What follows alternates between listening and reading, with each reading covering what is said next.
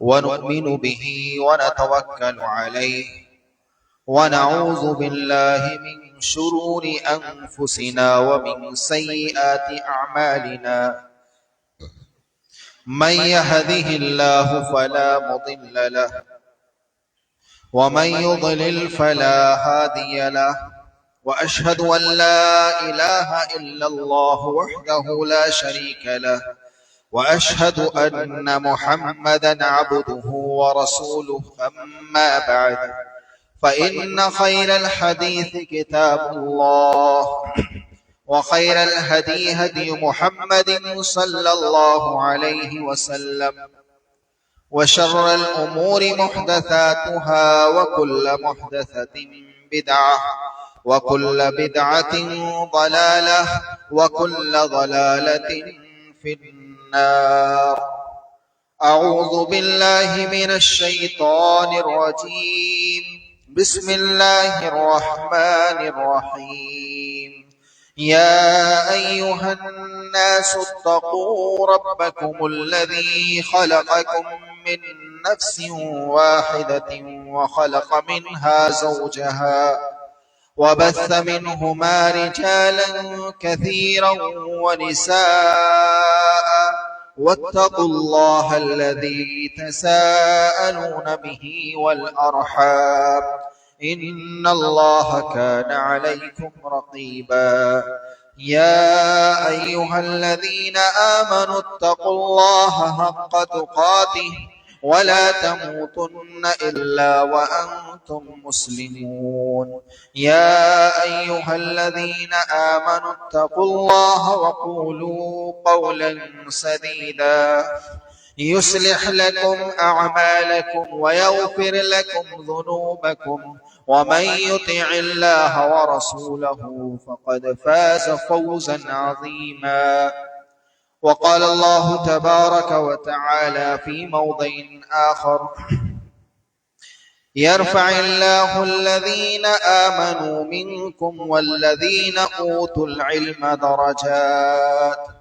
رب اشرح لي صدري ويسر لي أمري واحلل عقدة من لساني يفقه قولي. اللهم رب زدني علما. آمين. معزز سامعین کرام، حاضرین جمعہ، بزرگوں اور اسلامی بھائیوں اور معزز خواتین اسلام، سب سے پہلے اللہ تبارک و تعالی کی حمد و ثنا بیان کرنے کے بعد ہم تمام بے شمار درود و سلام بھیجتے ہیں اللہ تبارک و تعالی کے تمام ہی انبیاء علیہ السلام کی جماعت پر، خصوصاً اللہ کے آخری نبی خاتم الانبیاء رحمت للعالمین احمد مجتبی محمد مصطفیٰ صلی اللہ علیہ وسلم کی ذات پر۔ اللہم صلی وسلم علی حبیبک محمد تسلیما کثیرا کثیرا وبارک علیہ۔ آج کے اس خطبہ جمعہ میں موضوع گفتگو ہے اسلامی سماج، اسلامی معاشرہ اور دینی تعلیم کا حصول۔ اسلامی سماج کون سا سماج ہے اور اسی طرح دینی تعلیم کا حصول اسلامی سماج میں کیا اہمیت رکھتا ہے اور ہمارے اندر اس کے تعلق سے کتنی غفلت پائی جاتی ہے، اس چیز کا ذکر آج کے اس خطبہ جمعہ میں ہم کریں گے۔ اللہ سے دعا ہے کہ اللہ تبارک و تعالی ہم تمام کو اس طرح کے تمام ہی سماجی موضوعات کو بہت ہی حساس انداز میں سننے اور اس کے مطابق عمل کرنے کی توفیق عطا فرمائے، آمین۔ اللہ تبارک و تعالی نے بے شمار انبیاء اور رسول اس دنیا کے اندر مبعوث فرمائے۔ اللہ کے نبی علیہ السلام کو آخری رسول بنانے سے پہلے اللہ تبارک و تعالی نے حضرت عیسیٰ علیہ السلام کو ایک عظیم اور بہت ہی بڑا رسول بنا کر کے بھیجا۔ عیسیٰ علیہ السلام اور ہمارے پیارے نبی محمد الرسول اللہ صلی اللہ علیہ وسلم کے درمیان ایک لمبا وقفہ ہے، تقریباً 500 سال سے زیادہ کا۔ 500 سال سے زیادہ کے اس وقفے میں حضرت عیسیٰ علیہ السلام کے اس دنیا سے اٹھائے جانے کے بعد اللہ تبارک و تعالی کی طرف سے کوئی وحی اس دنیا کے اندر نہیں آئی۔ جبرائیل علیہ السلام جو کہ اللہ رب العالمین کا خصوصی پیغام لے کر کے اللہ کے رسولوں پر، انبیاء علیہ السلام پر آتے ہیں، وہ نہیں آئے۔ ایک لمبے زمانے تک یہ وقفہ رہا۔ حضرت عیسیٰ علیہ السلام پر یہ وحی آئی تھی، اور اب لوگ طرح طرح کی ضلالت و گمراہی میں مبتلا ہو چکے ہیں۔ عیسائی اپنے دین کو بدل چکے ہیں۔ بنی اسرائیل ان کے درمیان طرح طرح کے بڑے جرائم پائے جاتے ہیں، اور یہودی یہ بنی اسرائیل یہ اللہ رب العالمین کے غضب کے شکار ہو چکے ہیں۔ عیسائی گمراہ ہو چکے ہیں، غلط راستے کو اختیار کر چکے ہیں، غلو کر چکے ہیں، اللہ رب العالمین کی بتائی ہوئی حدود کو پار کر چکے ہیں۔ اسی طرح اگر عرب کے علاقے کو دیکھا جائے تو عرب کے علاقے کے اندر تمام طرح کی جہالت کی رسوم پائی جاتی ہیں، چاہے وہ ایک عورت کے تعلق سے ہو، چاہے وہ اونچ نیچ کے تعلق سے ہو، چاہے وہ ناک اور عصبیت کی خاطر لڑائی جھگڑے کے تعلق سے ہو، ہر طرح کی جہالت، ظلم و بربریت، اسی طرح طرح طرح کے گناہ اس سماج کے اندر پائے جاتے تھے۔ کیا نہیں پائے جاتے تھے؟ رسول اکرم صلی اللہ علیہ وسلم کے رسول بنائے جانے سے پہلے اس عرب معاشرے کے اندر، سماج کے اندر ایک عورت کو عورت نہیں، جو مقام آج اسلام نے دیا ہے، جس کو افسوس کے ساتھ کہنا پڑتا ہے کہ ہماری آج کی مسلم خاتون ہی، نام نہاد مسلمان خاتون ہی، جو محض نام کی ہی مسلمان ہے، اس نے دین کو پڑھا نہیں ہے، اس نے سمجھا نہیں ہے کہ رب نے کیا مقام قرآن مجید میں اس کا بیان کیا ہے، وہی خاتون کھڑے ہو کر کے یہ سمجھتی ہے اور یہ اعلان کرتی ہے، اور افسوس در افسوس یہ کہ یہ اعلان کسی ایک غیر ملک کے اندر نہیں ہوتا، بلکہ اسلام کے نام پر بنے ملک کے اندر یہ اعلان ان خواتین کی طرف سے ہوتا ہے۔ اعلان یہ ہوتا ہے کہ ہمارے حقوق کو مارا جا رہا ہے، ہمارے اوپر پابندیاں لگائی جا رہی ہیں۔ اسی خاتون نے اگر دیکھا ہوتا گہرائی کے ساتھ تو اس کو پتہ چل جاتا کہ اس وقت کے عرب کے علاقے کے اندر اور عرب کے اس سماج کے اندر اس عورت کو کیا سمجھا جاتا تھا؟ محض فائدہ اٹھانے کا ایک ذریعہ، محض ایک نفع اٹھانے کا ایک ذریعہ سمجھا جاتا تھا۔ اس عورت کے ایک نہیں، دو نہیں، تین نہیں، 10 بلکہ اس سے کہیں زیادہ شوہر ہوا کرتے تھے۔ میں تو شوہر عزت کے نام کے ساتھ بول رہا ہوں، ورنہ آپ اس کو دوسرے نام سے بھی بول سکتے ہیں۔ 10 مردوں سے ایک عورت تعلقات قائم کیا کرتی تھی، اور بچے کی پیدائش کے بعد ایک یہی خاتون جس کے نام کا جھنڈا لگا دیتی، اسی کو یہ اپنا بچہ لینا پڑتا تھا۔ نہ نسب محفوظ تھا، نہ عورت کی عزت محفوظ تھی، نہ آدمی کا نسب خاندان محفوظ تھا کہ اس کی نسل چلی کہاں سے ہے، اور دراصل اسی کا اپنا ہے یا دوسرے کا ہے۔ ایسے دور میں، ایسے ظلم و بربریت کے دور میں، جبکہ خاتون کے جنم کو، اس کی پیدائش کو اس دور کے اندر اپنے لیے باعث عار سمجھا جاتا تھا، اور ایک باپ ہی اپنی بچی کو زندہ درگور اور دفن کر دیا کرتا تھا، جس کا ذکر قرآن مجید میں بڑی وضاحت کے ساتھ کیا گیا ہے۔ ایسے دور کے اندر جہاں کے سود کو دینا اور سودی لین دین کرنا، سود پر مال دینا، اور محض اپنے فائدے کو سامنے رکھ کر کے سامنے والے پر ظلم کرنا، اس سے کسی طرح مال کو کھینچنا، نہ صرف یہ کہ اس کو حلال سمجھا جاتا تھا، بلکہ اس کے حلال ہونے کے لیے دلائل بھی تلاش کیے جاتے تھے، اور دلائل ان کی طرف سے بیان کیے جاتے تھے۔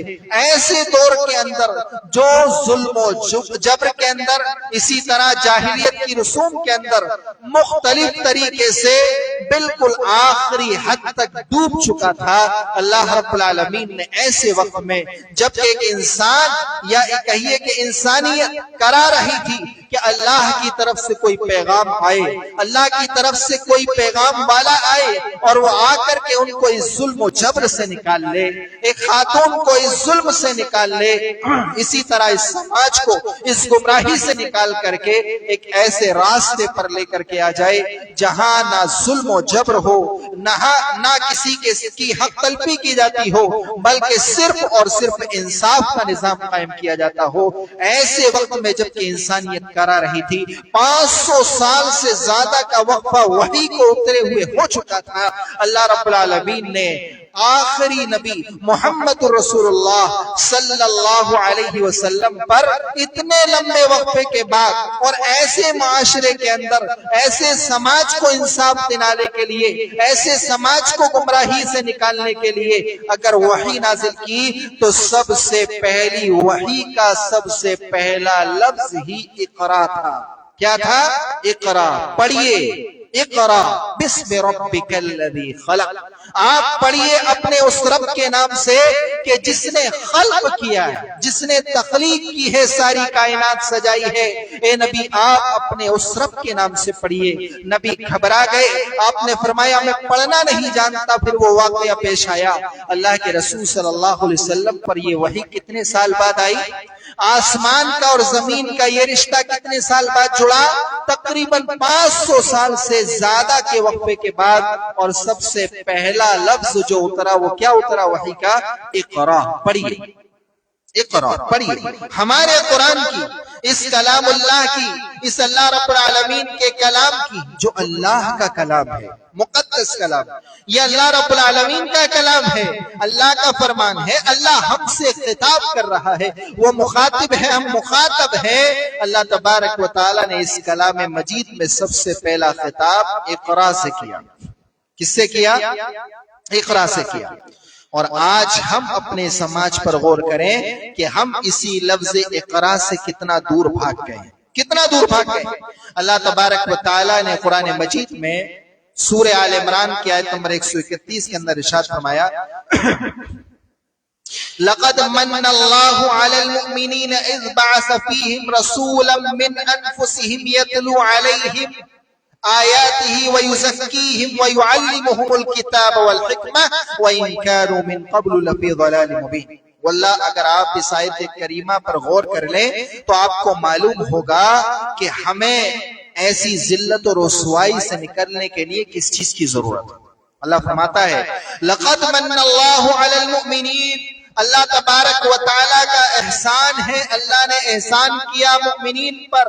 اللہ رب العالمین احسان نہیں جتاتا کسی چیز پر، لیکن اللہ رب العالمین نے احسان کا ذکر کیا ہے یہاں پر۔ احسان کیا ہے؟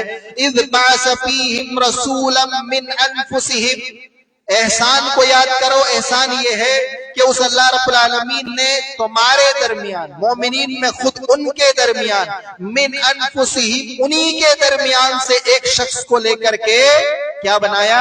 رسول بنا دیا۔ یتلو علیہم آیاتہ، یہ رسول کیا کام کرتا ہے؟ اللہ کی آیات کو تلاوت کر کے سناتا ہے۔ ذرا غور کیجئے اس آیت کریمہ میں کہ اللہ کی آیات کو تلاوت کر کے سناتا ہے، وَيُزَكِّيهِمْ، اور ان کے نفوس کا تزکیہ کرتا ہے۔ اللہ کی آیات تلاوت کرنا اور پھر ان کے نفوس کا، ان کے قلوب کا تزکیہ کرنا۔ تزکیہ مطلب جو گندگی ہے شرک کی، جو گندگی ہے تمام طرح کی سماجی پہلوؤں سے، ان تمام گندگیوں کو یہ پاک کرتا ہے۔ وَيُعَلِّمُهُمُ الْكِتَابَ وَالْحِكْمَةَ، اور ان کو کتاب و حکمت کا علم سکھاتا ہے۔ کون؟ یہ رسول کتاب و حکمت کا علم سکھاتا ہے۔ آگے جو بات کہی جا رہی ہے وہ بڑی اہم ہے، وَإِن كَانُوا مِن قَبْلُ لَفِي ضَلَالٍ مُبِينٍ، کہ اگرچہ یہ لوگ اس سے پہلے واضح گمراہی کے اندر مبتلا تھے، اگرچہ یہ لوگ اس سے پہلے واضح گمراہی کے اندر مبتلا تھے، لیکن یہ رسول ان کو اس طریقے سے ضلالت و گمراہی سے نکالنے کے لیے آیا ہے۔ پتہ کیا چلا؟ پتہ یہ چلا کہ وہ دور جو ضلالت و گمراہی میں مبتلا تھا، اس دور سے بدتر تو کوئی دور ہم نہیں جانتے۔ ہم اس دور کو کس نام سے جانتے ہیں؟ زمانے جاہلیت کا دور۔ کس سے جانتے ہیں؟ زمانے جاہلیت کا دور۔ اچھا، کوئی اگر مسلمان ہو جاتا تو ہم کیا جانتے ہیں اس کو؟ یہ زمانے جاہلیت سے نکل گیا۔ اگر ہم دیکھیں گے، احادیث پڑھیں گے صحابہ کرام کے واقعات، تو اس میں پڑھنے کو ملتا ہے کہ صحابہ کرام اگر بیان کرتے ہیں اپنے اسلام کا واقعہ تو وہ یہ بیان کرتے ہیں کہ پہلے میں جب زمانے جاہلیت میں تھا تو میں نے یہ کام کیا، پھر اس کے بعد جب میں مسلمان ہو گیا تو اب اللہ رب العالمین نے مجھے ان انعامات سے نوازا ہے۔ کیا نقطہ سمجھے آپ؟ اللہ فرما رہا ہے کہ وہ اتنی بڑی ضلالت و گمراہی کے اندر مبتلا تھے، اللہ کا احسان کے رسول بھیجا، وہ ان کے اوپر اللہ کی آیات کی تلاوت کرتا ہے، ان کا نفوس کا تزکیہ کرتا ہے اور ان کو کتاب و حکمت کی باتیں سکھاتا ہے۔ اور صحابہ کرام کا یہ انداز، میں زمانے جاہلیت میں تھا اور اب میں مسلمان ہوں۔ اس کا مطلب کیا ہوا؟ اس لیے اس کا مطلب یہ ہوا کہ مسلمان ہونا یا یوں کہیے کہ اسلام قبول کر لینا، یہ ہمیں زمانے جاہلیت سے نکال دیتا ہے، یہ جاہلیت کے دور سے نکال دیتا ہے۔ اگر آپ نے اسلام قبول کر لیا، آپ مسلمان ہو گئے، تو اب آپ کا جاہلیت سے کوئی ناطہ نہیں ہونا چاہیے۔ آپ کا ناطہ کس سے ہونا چاہیے؟ کتاب کے علم سے، علم و حکمت کی باتوں سے، اپنے قلوب کو تزکیہ اور پاک کرنے والی باتوں سے آپ کا ناطہ ہونا چاہیے۔ یہ تو کفار کا طریقہ ہے کہ کفار کا ناطہ ان تمام چیزوں سے نہیں ہے، اس لیے تو ان کو کہا گیا زمانے جاہلیت کے لوگ، وہ کہا گیا زمانے جاہلیت کے لوگ۔ زمانے جاہلیت کے لوگ، مسلمان ہو جانا یعنی زمانے جاہلیت سے نکل جانا، جاہلیت سے نکل کر کے اسلامی تعلیمات کی طرف آ جانا۔ میرے بھائیو، یہ ایک بڑا فرق ہے جو ہم تمام کو سمجھ میں آتا ہے۔ ہم مسلمان ہیں تو اب ہمارا تعلق جاہلیت سے نہیں ہونا چاہیے، ہمارا تعلق کتاب اللہ سے ہونا چاہیے، ہمارا تعلق علم سے ہونا چاہیے۔ مسلمان ہوتا ہی تھا اس وقت ایک انسان اور اپنے آپ کو کہتا تھا میں زمانے جاہلیت میں تھا، اب اللہ نے مجھے اسلام سے نوازا ہے۔ یعنی اسلام ہونا یہ خود بتاتا ہے کہ اب اس میں تعلیم بھی ہے، اس کے اندر تعلیم بھی پائی جاتی ہے۔ اس لیے رسول اکرم صلی اللہ علیہ وسلم کی زندگی دیکھیے، صحابہ کرام کی اس زندگی پر غور کیجئے کہ اس وقت میں کچھ تھا یا نہیں تھا، لیکن تعلیم کا حصول پایا جاتا تھا۔ کیا اصحاب صفہ کو آپ نے نہیں سنا؟ صفہ کے معنی چبوترا، اصحاب معنی والے، اصحاب صفہ یعنی چبوترے والے۔ یہ 70-75 صحابہ کرام ابتدا میں، اور اسی طرح یہ سلسلہ آگے بڑھا۔ یہ چبوترے والے وہ لوگ تھے جن کے پاس کھانے پینے کو بھی صحیح انداز سے دستیاب نہیں تھا۔ ایک ایک کھجور ان کو ملا کرتی تھی پورے دن میں کھانے کے لیے، اس کے باوجود یہ اللہ کے رسول صلی اللہ علیہ وسلم سے احادیث سیکھا کرتے تھے، علم حاصل کیا کرتے تھے۔ اللہ کے رسول نے ان کے لیے انتظامات کر رکھے تھے۔ انہی اصحاب صفہ میں سے وہ 70 قرہ مار دیے گئے، دھوکہ دے کر کے شہید کر دیے گئے۔ اللہ کے رسول صلی اللہ علیہ وسلم کو کبھی اتنا غم نہ ہوا جتنا غم ان شہداء کے شہید ہونے سے ہوا تھا، ان قرہ کے شہید ہونے سے ہوا تھا۔ اور اللہ کے رسول نے نام لے لے کر کے قنوت نازلہ میں بد دعا فرمائی تھی۔ آپ نے اتنا غم کبھی نہ کیا، حالانکہ مارے تو پہلے اور بھی گئے تھے لوگ، مارے تو پہلے اور بھی گئے تھے لوگ، اور بھی شہید کیے گئے، لیکن یہ قرہ مارے گئے، یہ علم دین کے سپاہی مارے گئے، یہ قرآن مجید کے عالم مارے گئے، علماء مارے گئے، اس کے قرہ مارے گئے۔ تو اللہ کے رسول صلی اللہ علیہ وسلم کو اتنا غم ہوا۔ میرے بھائیو، اللہ تبارک و تعالی نے ہم تمام کو مسلمان بنایا ہے، مسلمان بنایا ہے، یعنی ہم تمام کو مسلمان ہونے کے بعد جان لینا چاہیے کہ ہمارا تعلق علم سے جڑ گیا ہے۔ ہم زمانے جاہلیت سے نکل گئے ہیں، ہم جاہلیت کے دور سے نکل گئے ہیں، ہمارا تعلق علم سے ہے۔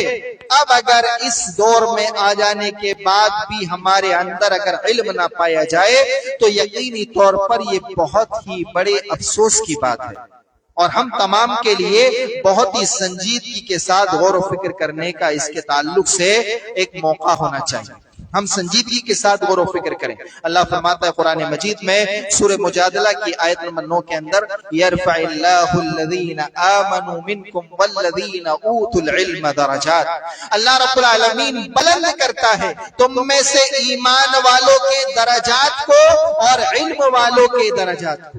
اللہ نے دو چیزوں کا ذکر کیا، ایمان والے اور جن کو ایمان کے ساتھ ساتھ علم دیا گیا ہے، ایسے لوگوں کے درجات کو اللہ رب العالمین بلند کرتا ہے۔ اللہ رب العالمین ہمارے اعمال سے اچھی طرح باخبر ہے۔ میرے بھائیو، ایمان لانے کے بعد اپنے درجات کو بلند کرنے کے لیے کیا طریقہ ہے؟ ہم علم کو حاصل کریں، علم حاصل کریں۔ رسول اکرم صلی اللہ علیہ وسلم سے اللہ رب العالمین فرماتا ہے سورہ زمر کی آیت نمبر 19 کے اندر غالباً اللہ رب العالمین فرماتا ہے قُلْ هَلْ يَسْتَوِي الَّذِينَ يَعْلَمُونَ وَالَّذِينَ لَا يَعْلَمُونَ، اے نبی آپ ان سے کہہ دیجئے کہ کیا علم والے اور غیر علم والے، جو علم والے ہیں اور جن کو علم نہیں ہے، یعنی جو علم سے دور ہے، دونوں برابر ہو سکتے ہیں؟ نہیں، دونوں برابر نہیں ہو سکتے۔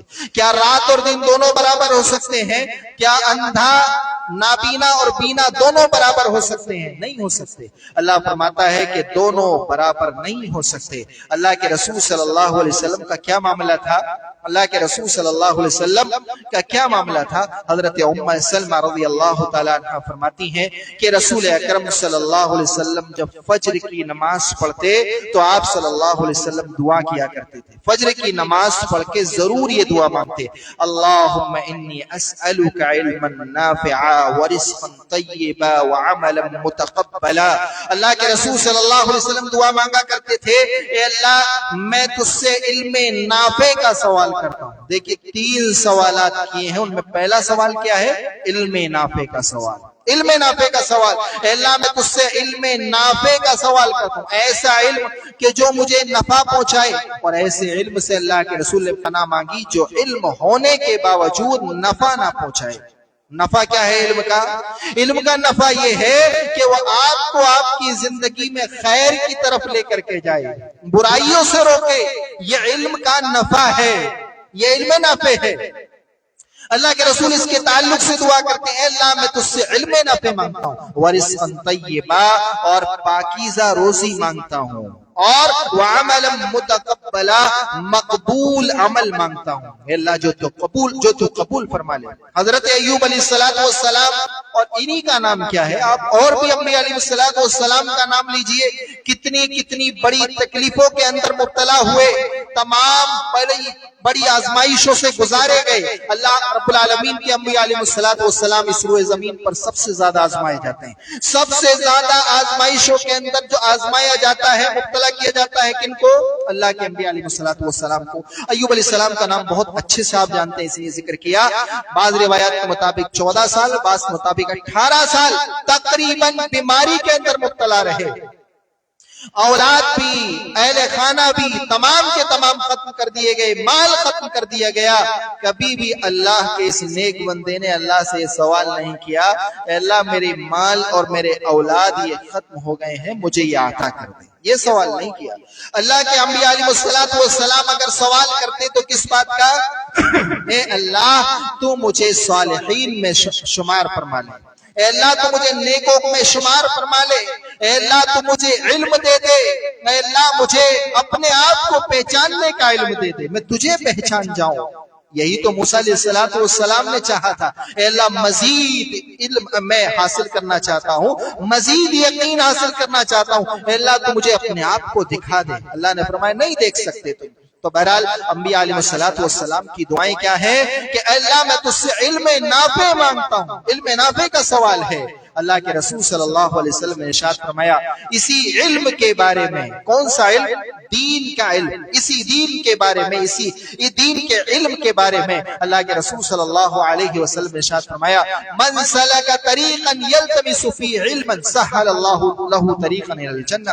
جامع ترمذی وغیرہ کی کئی ساری روایات ان کے تعلق سے ہیں۔ اللہ کے رسول صلی اللہ علیہ وسلم نے ارشاد فرمایا جو کوئی راستہ اختیار کرے، کون سا راستہ؟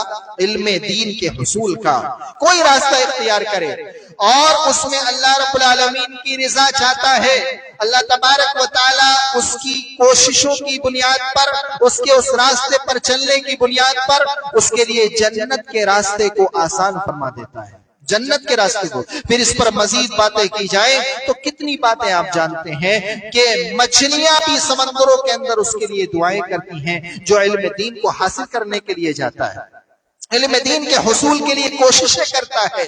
میرے بھائیو، اللہ کے رسول صلی اللہ علیہ وسلم، صحیح مسلم کی ایک روایت ہے حضرت عقبہ بن عامر رضی اللہ تعالیٰ عنہ کی، ایک مرتبہ یہی اصحاب صفہ جن کا میں نے ذکر کیا، یہ غریب لوگ، نادار لوگ جو صحابہ کرام میں غریب طبقہ تھا اور دین حاصل کیا کرتے تھے، اور لوگ ان کو جو کچھ کھانے پینے کو دے دیتے، کھانے پی لیا کرتے تھے۔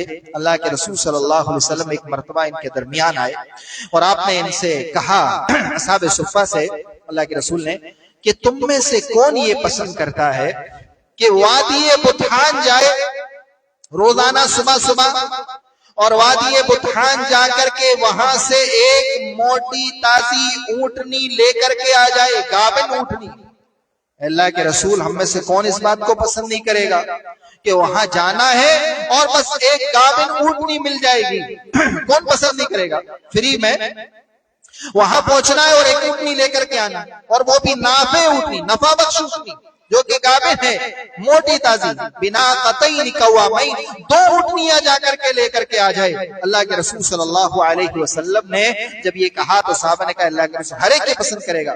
اللہ کے رسول صلی اللہ علیہ وسلم نے ارشاد فرمایا، تم میں سے کسی شخص کا اللہ کے گھروں میں سے کسی گھر میں جانا، مسجد جانا، یا اللہ رب العالمین کے دین کا، اس دین اسلام کی تعلیم کا جہاں اہتمام ہے وہاں پہنچنا، اللہ کے گھر جانا اور محض 2 آیتیں پڑھنا۔ پڑھنے کا ذکر ہے، اس میں آپ لے لیجیے، یعنی ان کا علم حاصل کرنا، ان کو جاننا۔ آج ہم میں سے کس کو کتنا کتنا یاد ہے، ذرا غور کر لے۔ محض 2 آیتیں پڑھنا۔ اللہ کے رسول نے فرمایا یہ 2 موٹی تازی کوہان والی گابن اونٹنیوں سے زیادہ بہتر ہے۔ اگر 3 آیتیں پڑھے گا سیکھے گا تو اس 3 سے زیادہ بہتر، 4 سیکھے گا تو 4 سے زیادہ بہتر۔ اللہ کے رسول صلی اللہ علیہ وسلم نے یہ فضیلت بیان فرمائی۔ کتنا آسان ہے، کتنا آسان ہے ثواب کو حاصل کرنا اور اس دین کو حاصل کرنا۔ آج ہمارے اوپر یہ آسانی اور زیادہ واضح ہو چکی ہے۔ کس طرح سے کہ آج ہمارے پاس ذرائع بہت ہیں۔ اگر ایک حدیث کو سامنے رکھا جائے تو اللہ کے رسول نے فرمایا کہ نشریات بہت ہو جائیں گی، قیامت سے قریب یہ ایک علامت ہوگی، نشریات بہت۔ نشریات یعنی علم دین ہر جگہ پہنچ جائے گا، آج ہر جگہ پہنچ گیا۔ جو دین کبھی علماء تک نہیں پہنچ پاتا تھا، جو کتابیں کبھی علماء تک نہیں پہنچ پاتی تھی، وہ کتابیں آج محض آپ کی ایک کلک پر اور آپ کی ایک فنگر ٹپ پر وہ آپ کے سامنے مہنگی سے مہنگی کتاب آ کر کے کھل جاتی ہے۔ علم دین کا حصول اتنا آسان ہو چکا ہے، اور ہم کتنا دور ہیں، ہم کتنا دور ہیں۔ سب سے بڑا علم ہے کہ آپ قرآن کا علم صحیح انداز سے ایک استاذ کے ساتھ حاصل کریں، اس سے سیکھیں۔ اللہ کے رسول نے فرمایا یہ تمہارے لیے اس قیمتی مال سے بہتر ہے۔ گابن اونٹنیاں اس وقت قیمتی مال سمجھا جاتا تھا، تو اللہ کے رسول نے اسی کی مثال دی۔ آج کے دور کے اعتبار سے آج اپنے لحاظ سے سمجھ لیجئے تو اللہ کے رسول صلی اللہ علیہ وسلم نے ارشاد فرمایا اس سے کہیں زیادہ بہتر ہے۔ اللہ کے رسول صلی اللہ علیہ وسلم نے ارشاد فرمایا، حضرت ابو مسعود الانصاری رضی اللہ تعالیٰ عنہ کی صحیح مسلم وغیرہ کی روایات، اللہ کے رسول صلی اللہ علیہ وسلم نے ارشاد فرمایا لوگوں کی امامت وہ کرائے جس کو سب سے زیادہ اللہ کی کتاب یاد ہے، جس کو سب سے زیادہ اللہ کی کتاب یاد ہے۔ اور اگر سب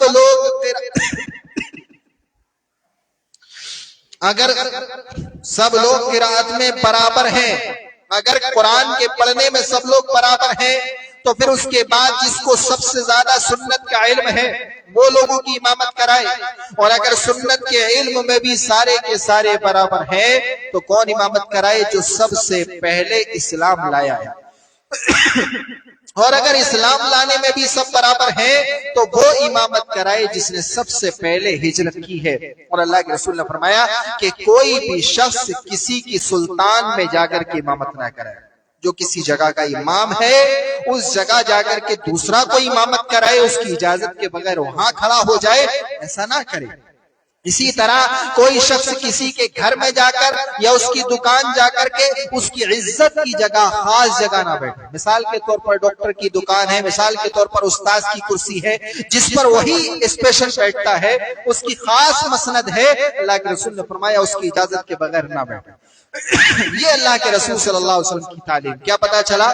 سب سے زیادہ جس کو یاد ہے، اگر ہم صحابہ کرام کی زندگی کو دیکھیں، ہجرت کر کے مسلمان مکہ سے مدینہ آئے، قباء کے پاس پہنچے، صحیح بخاری کی روایت ہے، ابھی مدینہ نہیں پہنچے ہیں، اللہ کے رسول صلی اللہ علیہ وسلم کے صحابہ بڑے مقام والے بھی ہیں، اس میں چھوٹے مقام والے بھی ہیں، لیکن اس وقت میں حضرت سالم مولا ابی حذیفہ رضی اللہ تعالیٰ، جو حضرت ابو حذیفہ رضی اللہ تعالیٰ کے آزاد کردہ غلام، حضرت ابو حذیفہ رضی اللہ تعالیٰ عنہ کے آزاد کردہ غلام ہیں، وہ لوگوں کی امامت کرا رہے ہیں. کیوں؟ اس لیے کہ ان کو اس وقت سب سے زیادہ قرآن یاد تھا. حضرت عمر بن ابی سلمہ چھوٹے سے 7 سال کے بچے ہیں، ان کو سب سے زیادہ اللہ کی کتاب یاد ہے، یہاں تک کہ ان کو پردے کے احکامات بھی صحیح انداز سے نہیں آتے، رکوع اور سجدے کے احکامات بھی صحیح انداز سے نہیں آتے. لوگوں نے ان کو سکھایا ایسے کرو اور انہوں نے امامت کرائی. یہ اللہ رب العالمین کی کتاب کے علم کا نفع ہے دنیا کے اندر. اور آخرت کے اندر کتنا بڑا نفع ہے؟ آخرت کے اندر، قبر کے اندر، جنت کے اندر ہر جگہ اس کا بڑا مقام رکھا جائے گا. آخرت میں اس کو خصوصی مقام دیا جائے گا، جنت میں خصوصی مقام دیا جائے گا، اس کے والدین کو خصوصی عزت دی جائے گی جو قرآن کا علم دینے والا ہے اپنے بچوں کو. اسی طریقے سے جنت کے اندر ایک بلند درجہ اس کا آخری آیت کے پڑھنے تک وہاں تک رکھا جائے گا، خاص لباس اور خاص تاج پہنایا جائے گا. اللہ کے رسول صلی اللہ علیہ وسلم نے تمام اپنی احادیث سے واضح کر دیا ہے. جامع ترمذی وغیرہ کی روایات اس کے تعلق سے آپ سن سکتے ہیں. میرے بھائیو، اسی میں یہ آخری بات یاد رکھیں کہ ہم علم تو سکھا رہے ہیں، غور کیا جائے تو ہمارے سماج کے اندر یا تو علم کے حصول سے بالکل دوری پائی جاتی ہے. ایسا نہیں کہ لوگ علم سکھا رہے ہیں تو دین کا علم نہیں سکھا رہے، دوسرا سکھا رہے، دوسرا بھی نہیں سکھا رہے. سارے کے سارے لگے ہیں ظاہری فائدوں پر، بعد میں جو علم ان کو فائدہ دینے والا ہے اس پر کوئی غور نہیں کر رہا.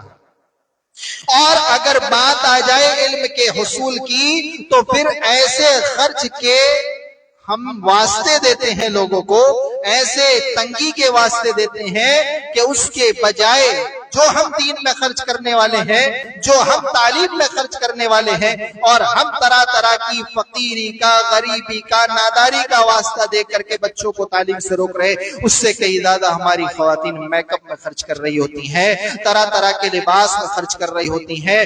ہم لوگ ضرورت سے زیادہ کپڑے بنانے میں خرچ کر رہے ہوتے ہیں، ضرورت سے زیادہ گھومنے میں خرچ کر رہے ہوتے ہیں، بے جا چیزوں کے اندر فضولیات میں خرچ کر رہے ہوتے ہیں. لیکن بات اگر آ جاتی ہے دین سکھانے کی یا مطلقاً علم سکھانے کی تو یا تو سرے سے علم سکھانے سے ہی دور ہیں، اور اگر کچھ علم سکھا بھی رہے ہیں تو ایسی جگہ کو سلیکٹ کرتے ہیں کہ جہاں پر ہمارا بچہ صحیح انداز سے دین کو بھی نہ سیکھ پائے بلکہ اس سے کوسوں دور رہے. اور دین کے علم کی بات تو ہم نے اپنے آپ میں اتنی محدود کر لی ہے کہ ہم یہ سمجھتے ہیں کہ مسجد کے اندر ایک امام صاحب وہ کچھ دیر کے لیے بیٹھتے ہیں اور وہ بچوں کو ناظر قرآن پڑھاتے ہیں، وہاں اپنے بچے کو 1 گھنٹے کے لیے بھیج دینا یہی دین حاصل کرنا ہے. اگر پوچھا بھی جائے رشتوں کے وقت میں تو آج بھی ایسے لوگ ہیں جو کہا جاتا ہے، کہتے ہیں، بتاتے ہیں، ہاں ہماری بچی پڑھی لکھی ہے، ہمارا بچہ پڑھا لکھا ہے. کیا پڑھا لکھا ہے؟ قرآن پڑھ رکھا اس نے. یہ تو دین کے علم کی حد بندی ہے ہمارے یہاں. ہم نے اتنا محدود کر دیا ہے جبکہ اس سے کہیں زیادہ وسیع انداز میں اس دین کو پھیلانا چاہیے. اور ہم تمام لوگ، خاص طور سے ہم تمام لوگ جو یہاں بیٹھے ہیں، کتنا اس میں پیچھے ہیں. یہ تو خاص طور سے ہمارے آس پاس کے علاقے کے معاملے میں کوئی بات مخفی اور پوشیدہ نہیں. ہم دوسروں کو کبھی کبھار کہتے ہیں وہ چندہ کرنے بہت آتے ہیں، وہ چندہ کرنے بہت آتے ہیں. وہ محنت کر رہے ہیں اس کے لیے، اس لیے چندہ کرنے آتے ہیں. آپ بھی اگر محنت کرو گے تو آپ کو بھی چندہ کرنا ہی پڑے گا، اور آپ بھی ایسا کرو گے. چونکہ آپ کرتے ہی نہیں ہو لہذا آپ کو چندہ بھی نہیں کرنا پڑتا ہے.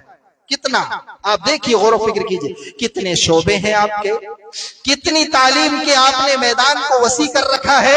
جب نہیں کر رکھا ہے تو ضرورت بھی نہیں پڑے گی. جو ضرورت ہے کہ بس ایک امام صاحب نماز پڑھائیں گے وہ تو بہت ساری ادھر ادھر سے پوری ہو جاتی ہے۔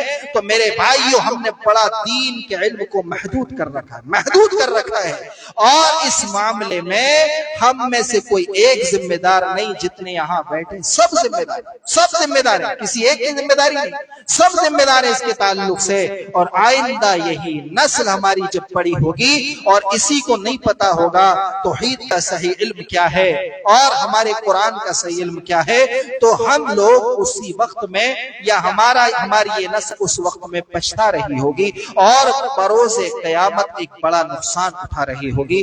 ہم تمام اس نقصان سے بچنے کے لیے آج اس علم دین کی اہمیت کو سمجھیں اور دین کے حصول کے لیے کوشش کریں۔ یاد رکھیں، دو طرح کا علم ہے، دین کا علم ہمیں دین میں جینا سکھاتا ہے اور دنیا کا علم ہمیں ترقی دیتا ہے۔ آج بہت سارے مدارس دونوں چیزوں کو لے کے چل رہے ہیں، کسی چیز سے منع نہیں ہے، آپ دنیا کا علم بھی سکھائیے، لیکن حد بندی میں ایسا نہ ہو کہ دنیا کا علم آپ کو آپ کے دین سے دور کر دے۔ دونوں علم کو آپ لیول میں لے کر کے چلیے اور اس کے لیے کوشش کیجیے، محنت کیجیے۔ اللہ تبارک و تعالیٰ سے دعا ہے کہ رب العالمین ہم تمام کو علم کی اہمیت کو اور خاص طور سے علم دین کی اہمیت کو سمجھنے کی توفیق عطا فرما۔ رب العالمین ہم تمام کو خاص طور سے اپنی خواتین اور بچیوں کے معاملے میں تعلیم کی اہمیت کو سمجھنے کی توفیق عطا فرما۔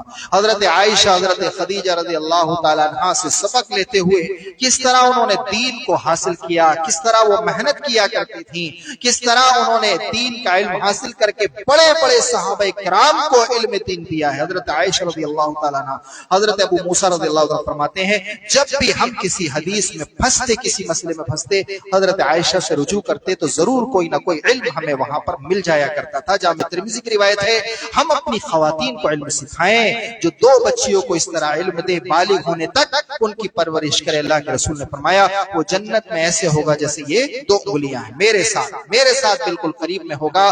تو ہم بچیوں کی تعلیم کے تعلق سے سوچیں، غور و فکر کریں۔ اللہ سے دعا ہے کہ رب العالمین ہم تمام کو کہنے اور سننے زیادہ عمل کی توفیق عطا فرما۔ رب العالمین ہم تمام کو شرک و بدعات سے دور فرما دے۔ رب العالمین جو مقروض ہیں ان کے لیے آسانیاں فرما دے، جو بیمار ہیں ان کو شفاء کاملہ عاجلہ عطا فرما دے۔ رب العالمین جو مسلمان پریشان ہیں ان کی اپنی غیب سے مدد فرما دے۔ رب العالمین ہم تمام کو نمازوں کا اور دیگر اعمال صالحہ کا پابند بنا دے۔ رب العالمین ہم تمام کے اعمال کو خصوصی طور پر اپنے فضل و کرم سے قبول فرما لے۔ آمین۔ وآخر دعوانا الحمدللہ رب العالمین۔